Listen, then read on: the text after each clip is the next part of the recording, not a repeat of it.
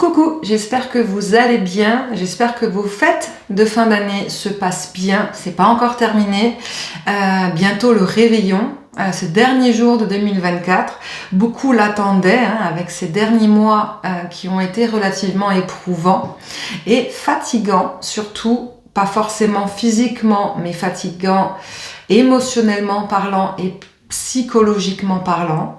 Pourquoi ? Parce que il y a eu une grosse mise en avant, un gros avant-goût de cette 2025 qui va arriver. Un gros avant-goût, attention, de manière effectivement très brutale, qui peut être pris de manière très négative. D'accord ? Donc, effectivement, il y a des choses négatives qui sont arrivées et qui arrivent chaque année. Ça, on ne pourra pas l'enlever. Vous dire que tout se passera bien en 2025, c'est pas possible, ça serait vous mentir.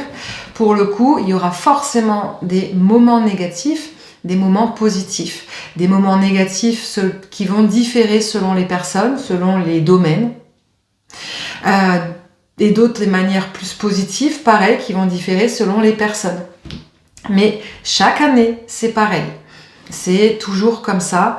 On a toujours hâte de finir une année en se disant jamais plus la même que cette année-là. Et pourtant, on se redit l'année d'après, elle était pire que les autres années. Je pense que voilà, ça déjà, ça parlera à beaucoup de monde. Pourquoi on se dit ça ? C'est intéressant déjà de commencer là-dessus. Pourquoi ? Parce que l'année 2025, elle va être assez forte quand même. Positivement parlant et négativement parlant. Donc, c'est quand même toujours intéressant de prendre du recul nécessaire et se demander pourquoi, en fait, on souhaite que cette année soit meilleure que les autres années, ou l'année qu'on vient de vivre. Parce que déjà, quand on arrive en fin d'année, on arrive en période d'hiver, automnale qui se termine, on commence la période hivernale, moins de soleil, moins de chaleur, la fatigue de l'année, la fatigue de ces fêtes de fin d'année. Bref, il y a beaucoup de choses accumulées qui font qu'il y a un ras-le-bol. Voilà. Selon les années, la période de fin d'année conclut l'année qui est en cours, qui a été passée. Donc c'est une sorte de bilan.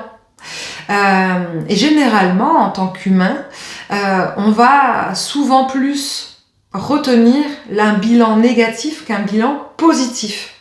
Et c'est comme ça, d'autant plus chez les Français, où on râle tout le temps, on n'est jamais content. C'est un fait, ça fait partie du caractère, on va pas le changer.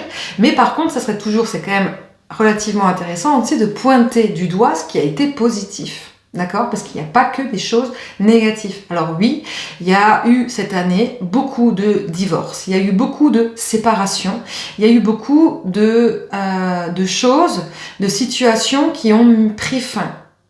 Mais, surtout en cette fin d'année, mais c'est surtout un avant-goût de 2025. Parce qu'effectivement, il va y avoir énormément de choses dans tous les domaines confondus. Et pas pour tous les domaines, pour chaque personne, d'accord ? Mais selon les personnes, selon les énergies de chaque personne, ça va être sur des domaines bien précis et distincts.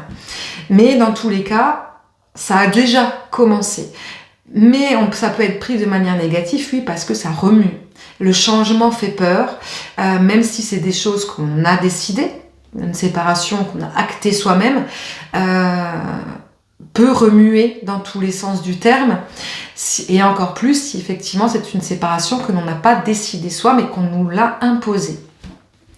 Mais si ça doit arriver, c'est que ça devait arriver, et c'est forcément pour quelque chose de plus positif. Et l'année 2025, on rentre dans une année universelle, donc complète à tout le monde. La 2025, c'est l'année du chiffre 9, où le chiffre 9, c'est vraiment ce chiffre qui marque la clôture des choses qui n'ont pas été terminées les autres années. On passe un cycle, on finit un cycle de 9 ans. En numérologie, donc c'est de 1 à 9, on compte pas forcément le 11, le 22 et le 33 dans les années universelles, mais dans tous les cas, on clôture une période de 9 ans. De 9 ans où Ça a commencé avec le chiffre 1, nouveaux projets, nouvelles choses, nouvelles mises en place, etc., etc. Et ça va arriver en 2026. Mais pour que ça arrive en 2026, il faut faire place à ces nouvelles opportunités qui vont arriver. Sauf que si on ne fait pas place, il n'y a pas de place. C'est un peu bizarre comme je le dis, mais c'est un peu ça. C'est comme si vous partez en vacances, vous reprenez une valise d'il y a 1 an en arrière et que vous avez laissé des choses dedans. Vous n'allez pas forcément avoir des places peut-être qu'il y a des choses que vous allez vouloir reprendre, que vous avez pris en vacances l'année d'avant ou il y a 2 ans, etc., etc. Parce que ça colle toujours avec vos envies du moment, un maillot bien précis, un t-shirt bien précis, une paire de chaussures, bref, peu importe. Là, oui, ça colle. Mais par contre, si vous êtes changé d'optique ou vous avez totalement changé de voyage, au lieu de partir à la mer, vous allez partir au ski, forcément, vous n'allez pas pouvoir reprendre les mêmes choses que vous avez prises les dernières vacances pour les nouvelles. Logique. Et en plus de ça, si vous voulez les garder et les rajouter, il n'y aura pas de place pour tout mettre. Donc, il va falloir faire un choix. Et parfois, le choix est difficile. Et donc, du coup, la vie nous impose, l'univers nous impose en fait de faire ses propres choix en nous envoyant ce qu'on peut appeler des foudres karmiques. On peut nous envoyer des situations, des choix à faire là maintenant. Et ça peut être perçu de manière négative parce qu'on s'y était pas préparé à l'avance. Quand on fait son valise à la dernière minute et qu'on se dit j'ai 1 heure pour partir, pour arriver à l'aéroport, prendre l'avion, etc., qu'on se retrouve avec des choses coincées dedans, qu'on n'a pas enlevées, effectivement, on peut tous se mettre dans cette situation-là et se dire ouais, c'est énervant, ça va me stresser, ça va m'énerver, je vais tout bazarder, etc., etc.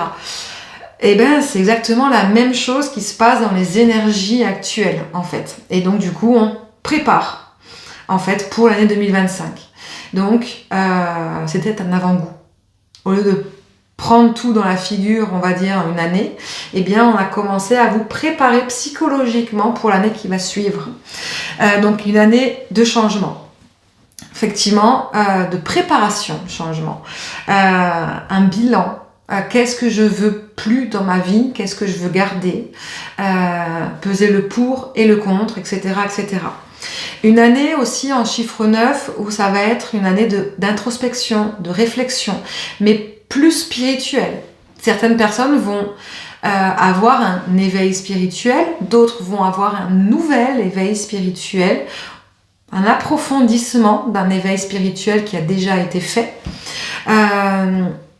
et de transformation personnelle. Il va y avoir de grosses guérisons émotionnelles, personnelles qui vont se mettre en place pour le côté positif. Mais effectivement, dans toute guérison, il faut penser les blessures et pour les penser, il faut les voir, il faut en être conscient. Donc le côté un peu plus douloureux, le côté un peu plus négatif, mais pour justement passer à autre chose après, vraiment. Donc gardez dans cette optique pour 2025 que quelque chose de négatif qui peut arriver, quelque chose d'un changement brutal qui peut survenir, des choix qui peuvent vous être demandés, va forcément vous amener quelque chose de positif après. Vraiment. Ne vous dites pas, j'ai la poisse encore cette année. Non. D'accord? Si ça perdure dans le temps, que à chaque fois vous retombez sur les mêmes situations répétitives, que ça n'évolue pas, que ça ne change pas, là je suis désolée de le dire pour le coup, mais faut le dire, c'est votre manière de voir les choses qui a modifié en fait. Ce n'est pas la faute extérieure, c'est sa faute entre guillemets, sa responsabilité. Je préfère que dire que c'est la faute d'eux. C'est sa propre responsabilité. Ça veut dire qu'on n'a pas compris encore ce que l'on nous demande de faire, d'acter, de changer ou de mettre en place. Et donc du coup, on va réavoir des situations négatives qui vont nous tomber sur la tronche parce que on a pour nous faire ouvrir les yeux. Mais voilà, ne venez pas dire on m'a jeté un sort, j'ai la poisse, on m'a jeté le mauvais œil, etc., etc. C'est parce que j'ai une dette karmique. Une dette karmique, ça c'est possible à travailler, mais c'est à travailler. Voilà, il y a un travail personnel qui va réellement être demandé chez chaque personne de manière individuelle pour 2025, pour justement acter en 2026 quelque chose de vraiment nouveau, une nouvelle prise de conscience, de nouveaux projets, de nouvelles relations, de nouvelles rencontres, etc. etc. Pour vous aider, du coup, ça serait intéressant d'aller remonter en arrière et de vous dire qu'est-ce qui s'est passé il y a 9 ans en arrière. Alors j'ai noté les dates, des années en 9 également. On avait l'année 2016, on avait l'année 2007, l'année 98, l'année 80, l'année 1980, 89 et 80. Voilà, selon les périodes, selon les âges, déjà juste se prendre la dernière 2016, de se dire qu'est-ce qu'il s'est passé pour soi personnellement, dans sa vie perso, dans sa vie professionnelle, matérielle, sentimentale, qu'est-ce qu'il s'est passé en 2016, que ce soit en positif, mais que ce soit aussi en négatif, d'accord? N'oublions pas que chaque année, on se dit que cette année était une mauvaise année, d'accord? Chaque année, c'est sûr. Parce qu'on retient le négatif.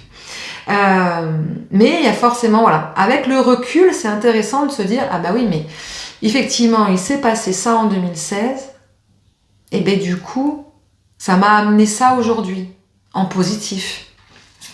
Donc c'est intéressant de faire ce travail d'introspection, de recul, pour pouvoir se rendre compte et surtout d'aller vers quelque chose de beaucoup plus positif, d'aller vers des ondes positives, vers un esprit positif pour attirer à soi le positif. L'année 2025, c'est aussi une année d'altruisme, d'empathie et de bienveillance tournée vers le monde, avec la générosité. On va être plus conscient, on va dire, de ce qui se passe autour de soi. Ça va apporter quoi? Ça va apporter le fait que, déjà, pour soi individuellement, de se dire, ouais, il y a pire que soi, et finalement, je suis bien dans ce que je suis, et je vais apporter ma contribution pour aider les autres. Ça, c'est une bonne chose. Cette année 2025, moi, dans tous les cas, de ce qu'on me montre, on va sortir de l'égoïsme et de l'individualisme de manière générale. Il y a beaucoup de choses qui vont se mettre de manière collective, de mettre en place de manière collective chez les individus. Alors évidemment, il y aura toujours, là je fais ma petite transition de manière, de ce que je vois de ce qui va se passer en 2025 de manière générale, de manière plus précise. Oui, il y aura toujours des petits mouvements individualistes de personnes, mais cette année-là a été particulièrement marquée par l'individualisme et l'égoïsme des personnes. Réellement, les gens ont avancé pour soi. En soi, c'était nécessaire. On était en année 8, l'année de l'équilibre, de la justice, l'année du pouvoir personnel. Donc effectivement, c'était nécessaire.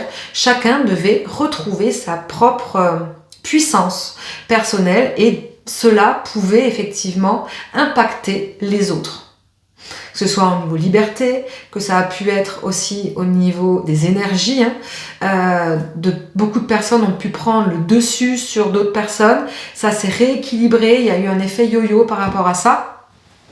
Mais cette année 2025, ça va un peu plus se rééquilibrer. Et ça va se rééquilibrer en effet de masse, où il va y avoir des gros groupes de collectivités qui vont créer des égrégores de manière plus positive, des pensées positives. Il va y avoir des nouveaux mouvements qui vont se créer cette année pour l'entraide. Alors pas forcément en spiritualité, là je vais en parler après. Il va y avoir un effondrement de groupes dans la spiritualité qui va être relativement positif, on va dire, mais de manière générale, dans la vie de tous les jours, il va y avoir des groupements de solidarité, vraiment groupements solidaires, des gros groupements qui vont également faire tomber certaines politiques, certaines choses qui vont arriver en 2025. Alors je vais pas dire qu'il va y avoir des effondrements de là-haut face en bas, mais il peut y en avoir. Pour le coup, il va y avoir un changement politique. Il va y avoir des gros changements dans le niveau du patriarcat et au niveau des politiciens. Il y a des choses qui vont changer énormément et ça va être comme ça un peu partout dans le monde. Ça a un peu déjà commencé, mais ça va s'amplifier. Cela va créer quoi? Ça peut créer des émeutes, parce que forcément, ça va aller dans les excès. Ça, on s'en doute, hein, c'est toujours comme ça. Mais pareil, ça va créer des choses positives après, d'accord? Donc, il va falloir, pour ceux qui sont plus sensibles à cela, des énergies un peu plus de colère, et bien de plus s'en éloigner, d'accord? De ne pas suivre les mouvements extrémistes non plus, parce que forcément il va y avoir des petits clans extrémistes qui vont revenir faire surface, et donc cela va falloir faire attention. Mais il va quand même y avoir un grand mouvement de faire tomber des grandes choses, on va dire patronat, politiciens, etc., mais de manière, je dirais pas forcément pacifiste, mais presque.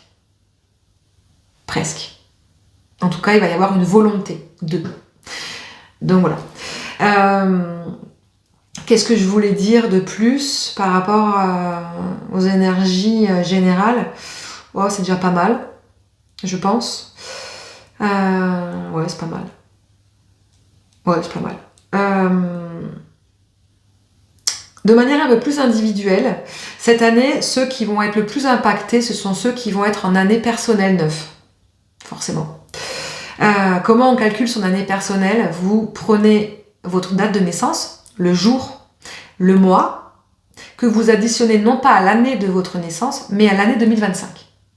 D'accord? Donc moi, par exemple, je suis née le 25 février, donc ça fait 9. 25 plus 2, ça fait 27. Et 27, 7 plus 2, ça fait 9. Que je vais additionner au chiffre de l'année 2025, qui est 9. Donc 9 et 9, ça fait 18, ça fait 9. 8 et 1, ça fait 9. Donc moi, je suis en année personnelle 9 et en année universelle 9. Donc effectivement, je fais partie des personnes qui vont être plus impactées, on va dire, par ce côté généralisé. Ça peut me toucher dans tous les domaines. Et selon, après les années personnelles, effectivement, ça peut toucher d'autres choses, d'accord? Les années personnelles 1 vont se sentir un peu à l'écart. Pourquoi? Parce qu'elles vont déjà avoir un pied en avance par rapport aux autres. Elles vont déjà être dans l'action de nouveaux projets, de nouvelles choses. Je le précise parce que ces personnes-là peuvent se dire, ben non, mais moi j'ai senti ça en 2025. Oui. Parce que vous étiez en année personnelle 9 déjà. Donc effectivement, il y a une sorte de contre-courant. Donc c'est vraiment, vous êtes vraiment à part, d'accord?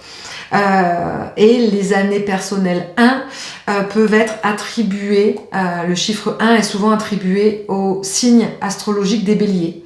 Donc ça peut aussi peut-être parler aux béliers, qui du coup vont vouloir être plus, eux, en 2025, à acter des nouvelles choses et non plus faire un bilan. Parce que le bilan a déjà été bien fait en 2024.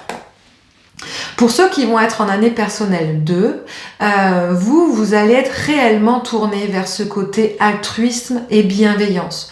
Vous allez vouloir vous associer, vous allez vouloir être dans ce changement d'ordre plus bienveillant, d'aller vers ce côté moins individualiste que vous l'avez été plus l'année dernière, on va dire, à créer, à faire des choses. Je vais pas faire tous les années personnelles, hein, mais je mets vraiment les années plus marquantes. Les années personnelles en 7, eux, vont être beaucoup plus dans l'introspection de soi. Attention pour vous, les années perso 7, parce que vous allez vouloir vous enfermer un peu et on va vous demander quand même de ne pas oublier d'être dans la sociabilisation, pour le coup, pour pas être trop dans l'excès on va dire, d'auto-réflexion et de bilan. Et du coup, quand on est trop dans l'excès, c'est de tomber dans un mental très très fort et très puissant, qui là, du coup, peuvent vous amener vers des choses un peu plus négatives, broyer du noir, etc., etc., avec un éveil spirituel, une compréhension d'ordre, nouvelles choses qui vont arriver, peuvent vous amener vers une sorte de nuit noire de l'âme. Donc, n'hésitez pas à vous tourner vers des personnes qui vont ressentir les mêmes choses que vous. Voilà, je pense que j'ai fait le tour. Oui, je pense que j'ai fait le tour. Je vais parler maintenant de janvier 2025. Janvier 2025, on est sur un chiffre 1 avec le chiffre du 1 en janvier, premier mois de l'année, et 1 plus 9, 2025 donne 10, donc ça fait 1. On commence réellement quelque chose de nouveau au mois de janvier. Mais pour ça, je vous referai une autre vidéo où on va approfondir plus ce qui va se passer sur le mois de janvier. Voilà pour cette vidéo sur les énergies globales de 2025. Je vous souhaite un bon réveillon demain. Je vous souhaite un bon début d'année 2025 et je vous souhaite surtout une belle fin, une belle clôture de cette année 2024. À très vite.